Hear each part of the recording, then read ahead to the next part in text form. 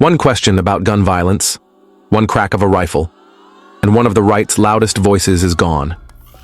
3,000 people watched panic flood a college courtyard as a single bullet found Charlie Kirk. Tonight, the shot, the manhunt, and the colder truth about where America goes from here.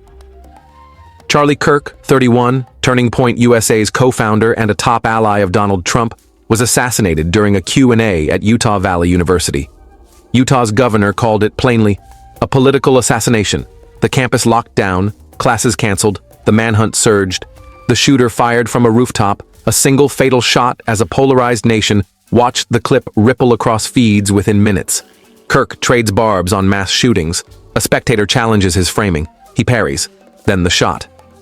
A hand goes to his neck. Blood surges. The crowd fractures into flight. That's how a debate turned into a crime scene. UVU's Sorensen Center courtyard. Open air, clean sight lines, hard to secure against elevated fire.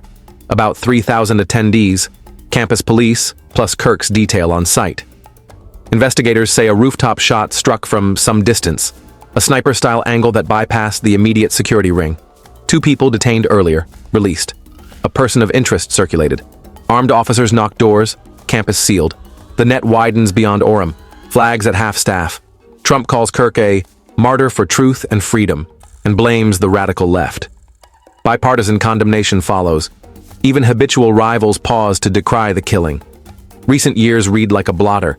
A Democratic state lawmaker slain in Minnesota, a fire set at a governor's home, the Trump rally shooting, now this. The through line isn't ideology, it's normalization of force. Universities are arenas of ideas and flashpoints.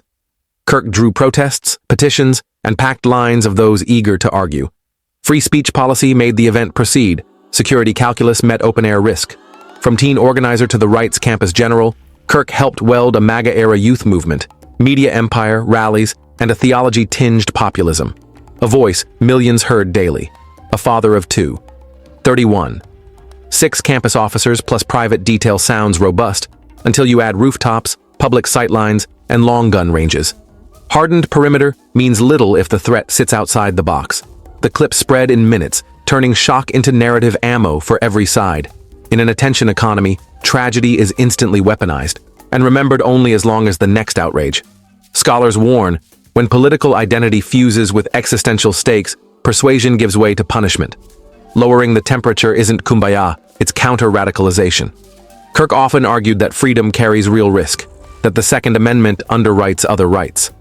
His death, by a rifle, will now intensify the very debate he staged.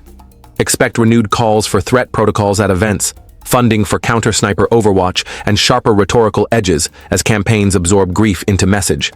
The risk: grief turns into gasoline. Kirk cast politics as spiritual combat. Critics heard demonization. Supporters heard moral clarity. That tension won't fade with his absence. It may harden. Utah's governor begged the country to look in the mirror as the U.S. nears its 250th birthday. If this is who we've become, what will we be by 251? Strip the discourse and you're left with a wife and 2 young children, and a community of students who came for an argument and left with a memory they'll never outrun. One bullet changed a family and challenged a country. If assassination becomes a language we understand, elections will mean less and crosshairs more. The question isn't who did this, it's who we become if this keeps happening. Honor the dead.